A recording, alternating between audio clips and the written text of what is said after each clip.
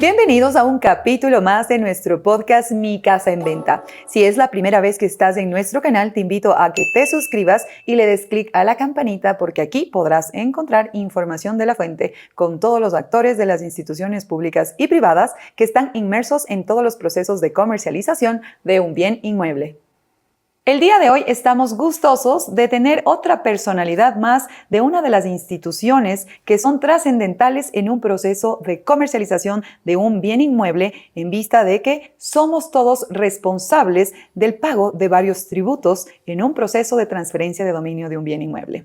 Y es para mí también un grato placer poder recibir el día de hoy en nuestro set estos invitados de lujo que siempre les traemos a ustedes para que podamos informarnos de la fuente. Hoy nos acompaña el ingeniero Fernando Maldonado, director zonal número 1 del Servicio de Rentas Internas. Bienvenido, ingeniero.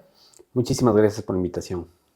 Gracias a usted por estar en este set y darnos la oportunidad de poder transmitir información valiosa a todos nuestros televidentes que nos acompañan cada vez en uno de nuestros capítulos, donde lo que buscamos, pues, a través de este medio, poder informar a nuestra comunidad respecto a estos procesos. Así que es un grato gusto poder tenerle aquí. Para mí también, y agradecer este espacio porque es muy importante que todas las personas, ciudadanos, conozcan de primera mano esta información que es importante para que puedan hacer un correcto uso de sus beneficios y también cumplir sus obligaciones de manera adecuada. Así es, pero quisiéramos antes de empezar este conversatorio que la comunidad pueda conocer quién es la persona que tenemos aquí con nosotros. ¿Qué tal si hablamos un poquito de su trayectoria, ingeniero? Cuéntenos. Claro que sí. Bueno, soy un funcionario de carrera, ya en el Servicio de Rentas Internas trabajo alrededor de 18 años. He estado en algunas coordinaciones dentro del Servicio de Rentas Internas y también he sido director en otras provincias. Actualmente estoy ya más de un año en la dirección zonal aquí en Imbabura y ha sido una experiencia muy gratificante en el tema personal y profesional.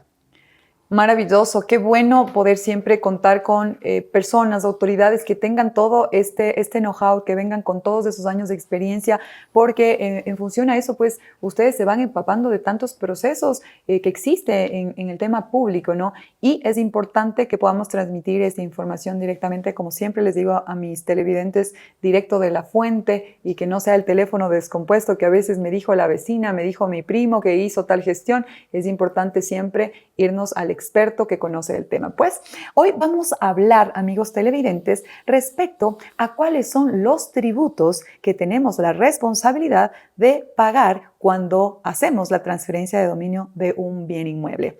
Entonces, vamos a empezar, ingeniero. En el sector inmobiliario, cuando una persona natural y jurídica vende un inmueble, ¿cuáles son estos impuestos, estos tributos que estamos en la obligación? Porque es una obligación de nosotros cancelar. Así es, a ver, justamente tenemos primero que diferenciar que tenemos las personas naturales y las personas jurídicas. Las personas naturales somos como cualquier persona, soy yo, soy usted, cualquier otra persona que tiene un bien inmueble y lo vende por cualquier tipo de necesidad o por cualquier relación comercial que está ejecutando. Y las personas jurídicas son las constituidas entre accionistas, socios, partícipes que forman una sociedad para poder ejercer una actividad económica. Entonces es la principal característica que debemos verificar entre una persona natural y una sociedad o una persona jurídica. ¿Sí? Aquí hay que tener claro que las sociedades, si se van a dedicar o su giro de negocio es la venta de bienes inmuebles, ahí sí vamos a tener que cumplir con algunos impuestos, que es tanto el IVA como el tema de renta. Si soy una persona natural, en cambio, y hago una venta ocasional. ¿Cómo consideramos una venta ocasional? Es cuando hago una venta únicamente de 2 bienes inmuebles en el año. Eso se considera como una venta ocasional y ahí no genero ningún tipo de impuestos en el tema tributario. Sí debería cumplir con el resto de impuestos que son en los gobiernos autónomos descentralizados, como es la plusvalía, las transferencias de dominios, etc. Pero en el Servicio de Rentas Internas, si es una venta ocasional, no tendríamos que hacer ningún pago de impuestos, solamente lo vamos a declarar e informar en los casilleros respectivos cuando liquidemos nuestro impuesto a la renta de manera anual. Estas ventas ocasionales, al ser 2 anuales que tenemos autorizado realizarlas, ¿tienen alguna cuantía determinada o puede ser indistinta? Sí, no existe una cuantía, únicamente estamos basados en que sean 2 al año. Si ya tengo más de 2, ahí sí ya ingresaré con los valores que vendo, tanto como venta y compra, y me va a generar una utilidad. Sobre esa utilidad tengo que consolidar si es que tengo otros ingresos adicionales. Por ejemplo, si tengo una actividad económica, que sé yo, de una venta de mi actividad profesional o otros ingresos en relación de dependencia, ahí consolidaré mis ingresos y generaré un impuesto, siempre y cuando pase de las 2 ventas ocasionales en el año. En el caso de las personas que no están obligadas a llevar contabilidad, ¿cómo se calcula estos impuestos? A ver, si es que pasamos de las 2 ventas ocasionales, la tarifa aquí difiere y cambia para las personas que no son obligadas a llevar contabilidad y se considera como una base presumible de la venta el 15% del bien que se está vendiendo. Entonces ahí tenemos que tener estas consideraciones. Si me paso de las 2 ventas en el año, voy a tener que hacer esta liquidación. Quizás para muchas de las personas que están detrás de esa pantalla puede sonar un poco confuso quizás lo que estamos hablando en este momento. Nosotros que estamos en el giro de negocio, en el diario vivir con esta actividad, pues podemos comprender. ¿Qué le parece, ingeniero, si hacemos un ejemplo práctico para que las personas puedan familiarizarse con el tema de los porcentajes? Entonces, hablemos que vamos a hacer la venta de 2 propiedades de un costo de $150,000 y $100,000. ¿Cómo entonces sería el cálculo de este 15% del que estamos hablando? Ya, a ver, justamente si es que nosotros pasamos de las 2 ventas ocasionales, lo que vamos a hacer es que sobre la venta de los $100,000 vamos a calcular una base presumible del 15%. Entonces, sobre los 100,000, el 15% va a ser el impuesto que voy a tener que tributar por la venta de este bien inmueble, ya que soy una persona natural que no estoy obligado a llevar contabilidad. ¿Cuál es la diferencia con una sociedad o una persona que está obligada a llevar contabilidad? Que voy a tener ya unos ingresos unos registros de ingresos, egresos, los cuales van a permitir definir cuál es la base imponible y aplicar la tarifa final normal como una actividad comercial o actividad económica que me va a determinar el 22 o el 25% dependiendo de las características del contribuyente. Entonces esa es principalmente la diferencia. ¿Cómo cambia el panorama cuando una persona sí lleva contabilidad? ¿Difiere o sigue siendo el mismo proceso? Justamente sí es diferente. ¿Por qué? Porque una persona que lleva contabilidad tiene muchos más registros, tiene mucha más información que le va a permitir definir y establecer una base imponible mucho más real y ajustada a la realidad económica de esta actividad económica, de esta persona, de esta empresa. Y ahí ya se aplicarán las tarifas normales que se aplican a todas las sociedades. ¿En qué casos nosotros podemos decir que una persona natural no paga este impuesto o quizás está exenta? Ya. Justamente lo que habíamos estado conversando, va a estar exenta o no debe pagar cuando tiene una venta ocasional. La venta ocasional es cuando solo hago 2 ventas en el año. Si me paso de esas ventas, de las 2 ventas, entonces ya se constituye o el Servicio de Rentas Internas considera como una actividad económica y ahí sí ya se aplican las otras regímenes, tarifas y demás impuestos que se deben realizar. Dentro de este contexto, entendiendo que son 2 tributos distintos, el tema del pago del impuesto a la renta y el IVA, ¿hay algún caso en que nosotros tengamos que incurrir en el pago del IVA también? Sí, a ver, el pago del IVA se lo hace cuando se hace una compra directamente al constructor o al promotor, ¿sí? Ahí sí el constructor o promotor deberá facturar el IVA y el comprador es quien cancela. ¿Sí? Cuando ya existe una compra o una venta que ya no es directamente al promotor, sino ya es el segundo dueño, ahí ya no existe el tema del pago del IVA, únicamente si es que fueran más de 2 ventas en el año, se debería cancelar el impuesto a la renta. Es decir, que está obligado a cobrar el constructor y a pagar la persona que adquiere por primera vez este bien inmueble. Así es, justamente en la primera venta directamente del constructor al comprador, ahí existe esta transferencia de dominio y se debe cancelar el valor del IVA.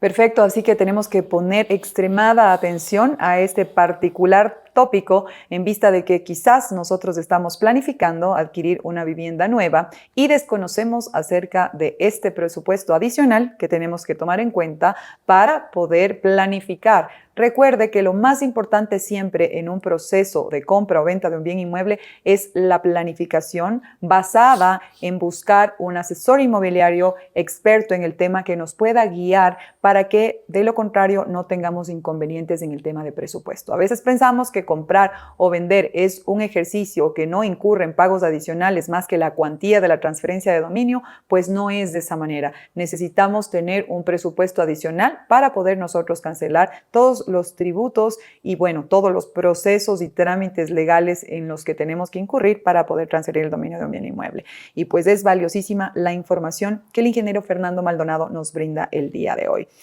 Cuéntenos otra cosa, ingeniero. Estos pagos, estos tributos, ¿a través de qué tipo de formulario se realiza? ¿Cómo se llama el número de formulario? ¿Cuándo se paga este formulario? ¿Antes o después?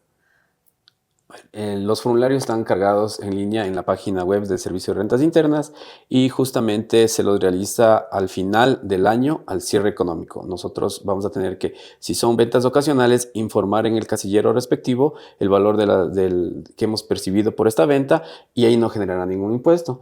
Y si es que ya es nuestro giro del negocio, va a ser una renta consolidada de los ingresos y vamos a pagar el impuesto a la renta de acuerdo a la tabla y a la proporción que el sector, si es persona natural o si es persona jurídica, así lo establece. ¿Este mismo proceso, este mismo protocolo se aplica para la declaración del IVA o este proceso anual que se hace del impuesto a la renta es único? ¿Cómo funciona o qué diferencia hay entre los dos? La diferencia principal es la periodicidad del impuesto. El IVA, al ser un impuesto mensual, se liquida mes a mes y renta, al ser un impuesto anual, se liquida al final del año. Entonces, si existe una venta del promotor al comprador, este se le liquidará al siguiente mes en el formulario 104 del IVA. Y al final del año, lo que hará es consolidarlo en el formulario 102 de impuesto a la renta.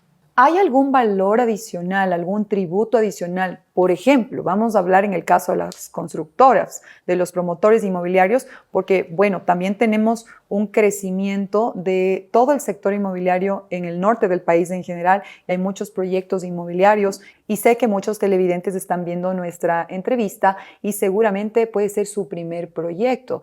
¿Qué otros rubros tendría, qué otros tributos más bien tendría que incurrir una constructora? En lo relacionado al tema de las constructoras, lo que deben realizar es la liquidación y pago de impuesto del IVA y de renta en sus respectivos formularios y como recomendación sería importante que desde el inicio tengan toda su documentación respaldada, tanto en el tema de ingresos y gastos, para que puedan determinarse de una manera adecuada la base imponible y puedan calcular un impuesto adecuado y real a la actividad económica que están realizando.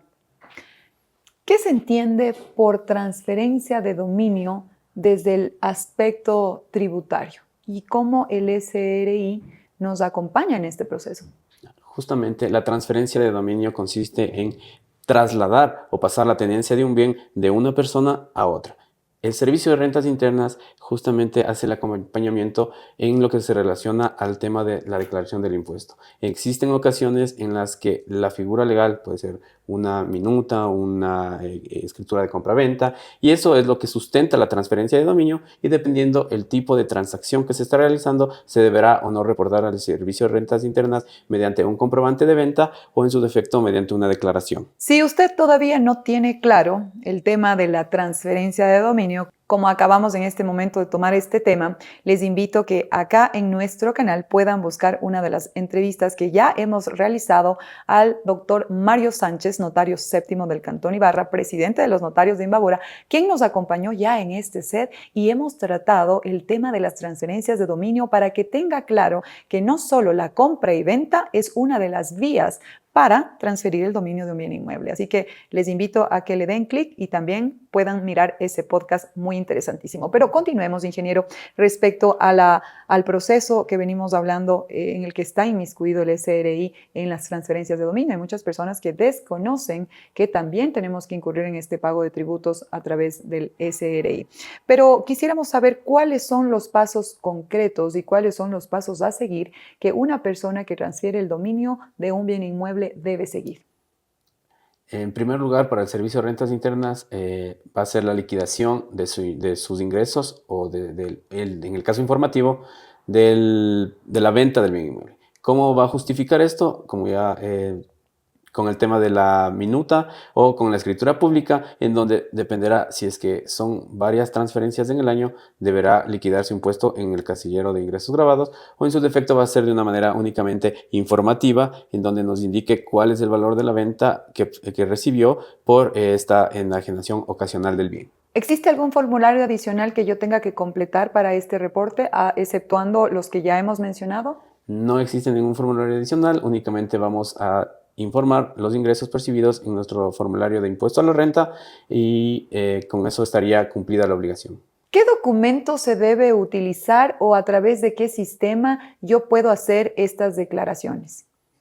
Nuestra página web está habilitada 24 horas al día, 7 días de la semana, 365 días al año. En ese sentido, únicamente debe contar con su clave de acceso y su usuario, que es su RUC o su cédula. Ingresa, se loguea y va a la sección de declaraciones, y en las declaraciones escoge el formulario correspondiente. En este caso sería el tema del impuesto a la renta, si ya estoy liquidando mi impuesto anual. Es una página muy fácil, accesible, amigable, de navegación pronta y efectiva, lo que le permite al usuario tener una experiencia cómoda y fácil para poder informarnos todos los ingresos que él va percibiendo, y de ser el caso, el mismo formulario le va a calcular el impuesto que debe cancelar si fuera este el caso. Tratando un poco respecto al asunto de las transferencias de dominio, hablábamos también que existen varias vías para transferir el dominio de un bien inmueble. En este contexto, sabemos también que hay personas que reciben un bien inmueble en donación. ¿Tiene que pagar esta persona que recibe una donación también el impuesto? Efectivamente, si existe una donación o una herencia, lo que se debe hacer es primero todo el tema en la parte jurídica, que puede ser la posición efectiva, y con esos documentos va a ingresar a la página del Servicio de Rentas Internas y llenar el formulario 108, que le va a permitir ingresar los valores tanto de características de precio, avalúo, etcétera, y el sistema le va a calcular cuál es el valor que debe pagar por el tema de la herencia o donación o legado que está recibiendo. ¿Este cálculo se hace en base a qué? ¿A la cuantía? ¿En base a alguna tabla que ustedes tengan que les exige el Estado que se hace el cálculo por un monto en particular? Sí, cada año se publica la tabla referencial del cálculo del impuesto de herencias, legados y donaciones, y eso es sobre el valor del bien que se está recibiendo en herencia o en legado, y el sistema le calcula automáticamente sobre la base del bien que se está recibiendo. Respecto a este tema muy trascendental, hay muchas personas que hacen este proceso de posesión efectiva, pero también es importante comprender que la sucesión puede realizarse a través de una sucesión intestada, en este caso a través de la posesión efectiva. Pero ¿qué sucede cuando es una sucesión testada? Es decir, que hay un testamento, hay un proceso que está respaldado a través de un documento dejado por la persona que en vida lo realizó, y quizás hay una distribución distinta, porque la ley, el código nos dice a través del COTAC que hay una distribución específica que se tiene que realizar para que este documento del testamento tenga validez. Si es que este es el caso, estas personas que heredan a través de una sucesión testada, ¿tienen que pagar algún otro impuesto adicional o viene siendo el mismo proceso? Es exactamente el mismo proceso. ¿Por qué? Porque únicamente lo que cambia es la figura legal que sustenta la tenencia o el traslado del bien a la nueva persona. En ese sentido, de igual manera se utiliza el formulario 108, se ingresan los valores, el valor del avalúo del predio que se está heredando, y con eso el sistema va a calcular exactamente el valor de proporción que se requiere. Incluso el sistema está ya cargado con las tablas de los diferentes años porque pueden existir casos que se heredaron hace algún tiempo y recién se están formalizando todos estos instrumentos jurídicos y se están haciendo la declaración en el Servicio de Rentas Internas. Entonces es muy importante que utilicen esta herramienta que nosotros tenemos disponible para la ciudadanía, y le va a dar un cálculo exacto sin tener errores en los valores que se van a recibir. De igual manera, si es que son varios herederos, existe los campos para colocar la proporcionalidad de cuánto es lo que están heredando y cada uno pague únicamente lo que le corresponde. A veces desconocemos qué porcentajes, incluso a veces existen algunos litigios, algunos problemas entre herederos porque se desconoce que estos tributos se pagan en función a la cantidad de herederos y se distribuye de una manera automática en el sistema.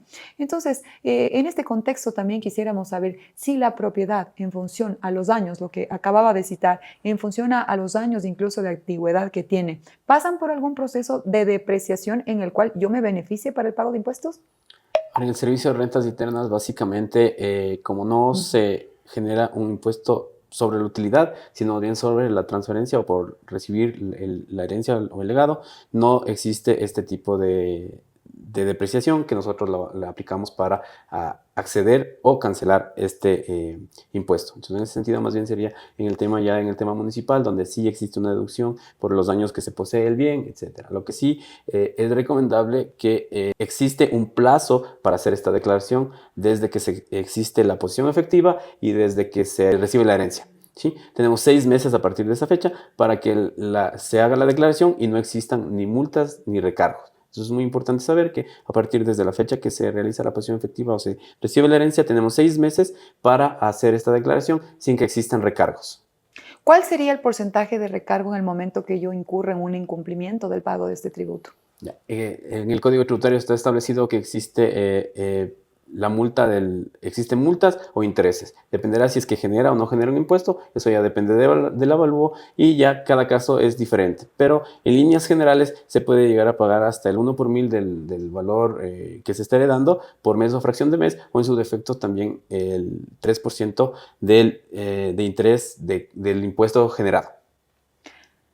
Qué importante saber esta valiosísima particularidad respecto a los procesos de posesión efectiva. Lo escuchó aquí mismo en nuestro podcast Mi Casa en Venta, directamente de la fuente del ingeniero Fernando Maldonado, donde nos indica que nosotros tenemos el periodo de 6 meses a partir de que tomamos posesión de un bien inmueble para poder tener la responsabilidad y la obligación de pagar estos tributos para que no tengamos que incurrir en ningún pago adicional de multas o intereses que nos genere según el artículo que acabamos de citar en este momento con el ingeniero. Pero también ¿existen exoneraciones para algún grupo vulnerable, para algún tipo de, en específico, exoneración que exista respecto a estos pagos?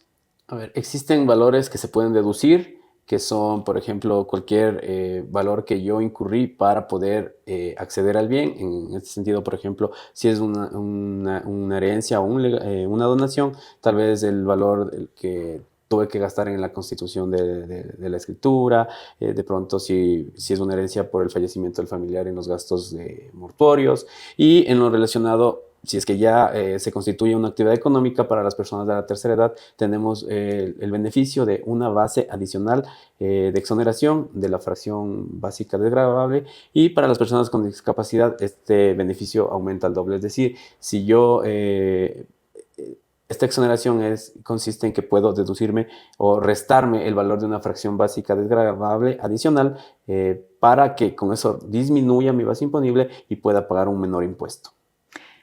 ¿Este proceso es aplicable automáticamente para esos grupos vulnerables o es la persona que quiere obtener el beneficio quien está en la obligación de poder solicitar a la institución, o cómo funciona? A ver, las declaraciones o las determina directamente el contribuyente, es decir, si yo poseo un beneficio, yo debo informarlo. ¿Cómo lo hago? En el mismo casillero, en la misma declaración, existen campos habilitados donde me dice, usted es una persona de la tercera edad, le doy un check y se me activa el casillero y me deduce automáticamente, ¿sí? Esa deducción en el casillero sí es automática, pero yo la debo activar. Es decir, yo debo informar que tengo ese beneficio, y de igual manera nosotros como servicio de rentas internas hacemos una validación. Es decir, verificamos si me estoy poniendo que es de la tercera edad, validamos que sí tenga los 65 años y le habilitamos el casillero. O en sus defectos, si dice que es una persona con discapacidad, de igual manera, como tenemos la información del Ministerio de Salud, verificamos que sí sea una persona con discapacidad, verificamos el porcentaje de discapacidad y sobre eso le calculamos el beneficio. Entonces, tenemos procesos ya realmente automatizados, información de terceros, información con otras instituciones que nos permiten dar un mejor servicio a la ciudadanía y también evitar problemas posteriores, porque como usted conoce, el Servicio de Rentas Internas puede hacer procesos de control. Y si es que una persona hace un uso de un beneficio al cual no tenía derecho, nosotros como Administración Tributaria podríamos llegar a un proceso de determinación y exigir que nos devuelvan esos valores que indebidamente fueron utilizados. Entonces, también esta parte, nosotros somos conscientes que debemos, así como brindamos un servicio, también controlar este beneficio para evitar luego problemas a posterior. Queremos felicitarles a ustedes como Servicio de Rentas Internas porque han atravesado un proceso tecnológico bastante interesante. Su página es muy amigable y ha ayudado a muchas personas a poder optimizar el tiempo, que es el recurso más importante de los seres humanos, en algunos procesos que ya se pueden hacer a través de la vía online, y pues eso es muy positivo para toda la comunidad. E invitamos a todos para que no solamente puedan hacer uso de estos procesos que estamos tratando el día de hoy, porque existen muchas más obligaciones tributarias que nosotros tenemos que cancelar, que pagar, y se pueden hacer a través de estas plataformas, pero siempre les invitamos a que ustedes busquen un profesional. Si este tema que estamos hablando le ha dejado más inquietudes, les invitamos que aquí abajo en la cajita de preguntas nos puedan dejar los tópicos para nosotros poder invitar a los actores acá a nuestro set y despejar más dudas. Pero si uno de estos temas está relacionado con algo a su caso en particular y no ha comprendido al 100% esta información, le invito a que por favor busque un experto del tema a través de una persona que conozca de todos los temas de los tributos para que le pueda guiar y le pueda asesorar de mejor manera y planificar. En su defecto, también un asesor inmobiliario puede brindarle esta información que le puede dar en primera instancia una guía, si es que es el caso y necesita información en particular adicional. Lógicamente, también lo vamos a poder canalizar a través de un experto. Pero también quisiéramos recordarles, en función a lo que el ingeniero Maldonado nos acaba de mencionar, recuerden que los tributos en el SRI no son los únicos que nosotros tenemos que cancelar en las transferencias de dominio.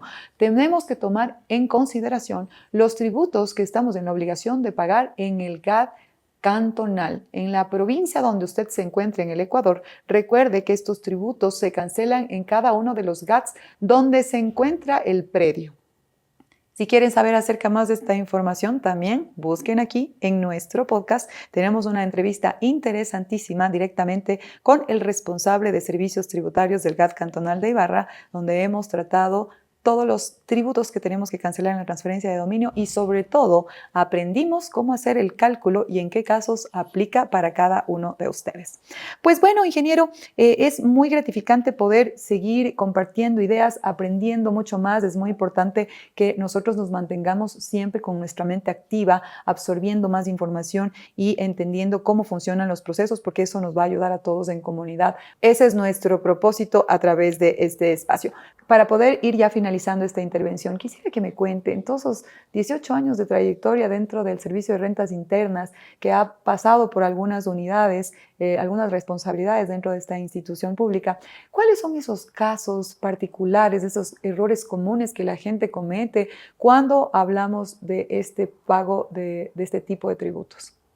A ver, generalmente lo que sucede es que las personas que se dedican a este tipo o a este giro de negocio no tienen la documentación o no la conservan. Hay que recordar que el Servicio de Rentas Internas tiene plazos para poder abrir procesos de control y verificar toda la información que fue trasladada en la declaración debe estar sustentada. Entonces, lo que suele suceder es que en ocasiones no poseen esa información y en los momentos de hacer los controles no pueden presentar o justificar la información que fue trasladada a la declaración. Entonces, en ese sentido, informales deben tener un manejo adecuado de esa información, también buscar asesoría si es que de pronto tienen alguna duda o acercarse al Servicio de Rentas Internas, donde nosotros estamos prestos para resolver cualquier duda o inquietud que ellos posean.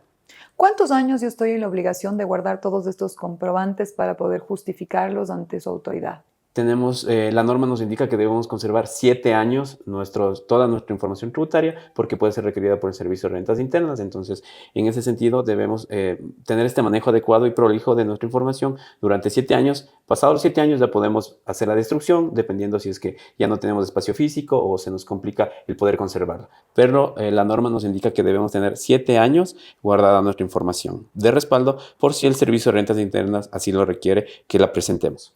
¿Qué pasa si yo incumplo con esto? Desconocía. Bueno, la ley dice, el desconocimiento no te omite de culpa, pero ¿qué pasa si alguien no conocía de este particular y no tiene en su poder esta documentación? ¿Hay alguna penalidad? ¿Hay alguna multa en la que yo tenga que incurrir? No, simplemente que como no tenemos cómo justificar la información que está contenida en la declaración, lo que nosotros debemos hacer como servicios de rentas internas es cambiamos el método de determinación de una determinación directa, que es cuando tenemos toda la información tanto del contribuyente como la información que nosotros poseemos en los sistemas, la cambiamos de pronto a una determinación presuntiva o con coeficientes para no afectar al contribuyente. O sea, nosotros somos una administración pro contribuyente en donde buscamos el sí recaudar de una manera efectiva, pero no afectar al contribuyente, porque posiblemente yo sí tengo todos los respaldos de los ingresos, pero no tengo el respaldo de los gastos, lo cual me impide bajar mi base y me va a generar un mayor impuesto. Pero puedo generarle un detrimento en su capacidad contributiva, lo cual sería un error como administración tributaria. Y lo que hacemos nosotros es cambiar a otro tipo de determinación,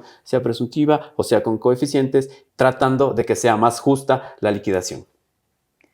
Lo ideal sería que todos los ciudadanos del Ecuador podamos ser responsables con el pago de nuestros tributos para de esa manera pues poder aportar también con la gestión del Estado, pero desafortunadamente hay ocasiones en que algunos incumplen. Y ahí quiero tratar un temita antes de finalizar. Esas malas prácticas que tenemos en tratar de evadir impuestos. Las personas piensan que pueden hacer jugadas, entre comillas, para poder beneficiarse en ciertas ocasiones.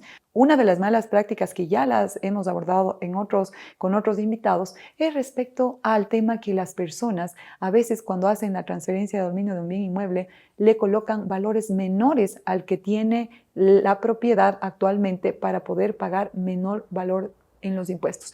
¿Qué pasa si el SRI detecta esta mala práctica y cuáles son las consecuencias?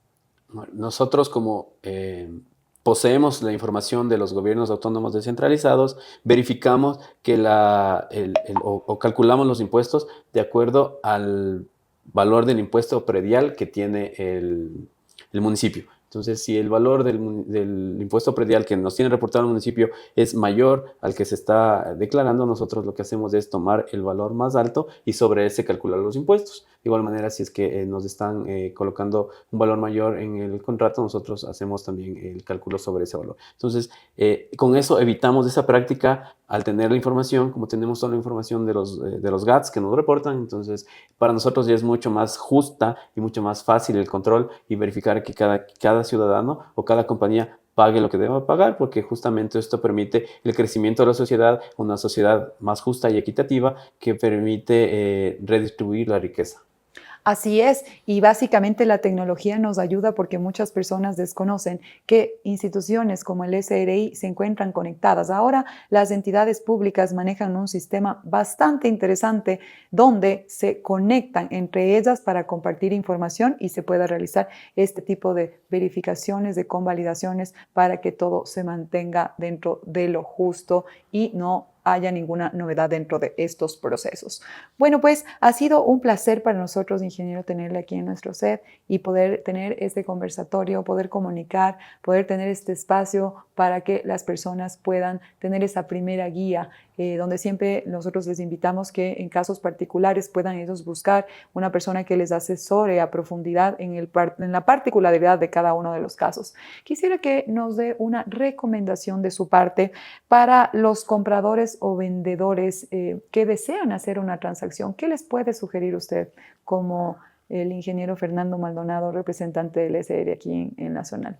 Bueno, en primer lugar, estimada Alejandra, felicitar este espacio porque permite comunicar de primera mano a todas las personas que están inmersas en este giro de negocio o que desean conocer sobre la venta de bienes inmuebles, cuáles son sus obligaciones y qué es lo que deben cumplir. Es un espacio que nos permite a nosotros como autoridades dar de primera mano la información. Y mi recomendación sería que siempre se informen en las fuentes oficiales, busquen un asesoramiento adecuado, el cual les permita cumplir con sus obligaciones y de igual manera que tengan un éxito en su venta y que cualquier inquietud que tengan, el Servicio de Rentas Internas está presto para atenderlas sin ningún inconveniente. Muchísimas gracias a ustedes por darnos ese tiempo. Siempre decimos que el tiempo es el recurso más valioso que un ser humano puede tener y para nosotros es un placer tenerles aquí en el set. Espero que no sea la primera ni la última vez. Están abiertas las puertas de este espacio cuando ustedes como institución necesiten comunicar alguna actualización. Sabemos que la normativa a veces cambia y actualizaciones. Siempre van a tener la oportunidad en este espacio de poder visitarnos para poder compartir esta información. Así que nuevamente reitero, ingeniero, el agradecimiento por la visita y pues a ustedes también, amigos televidentes, habernos acompañado en esta interesantísima entrevista. Así que si te enganchaste en este podcast y es la primera vez que estás aquí conectado, te invito a que te suscribas a nuestro canal del podcast Mi Casa en Venta. Le des clic a esa campanita para que siempre, cada vez que sacamos un nuevo capítulo con estos invitados de lujo, puedas conectarte y mantenerte informado de la fuente. Nos vemos en el siguiente capítulo del podcast Mi Casa en Venta.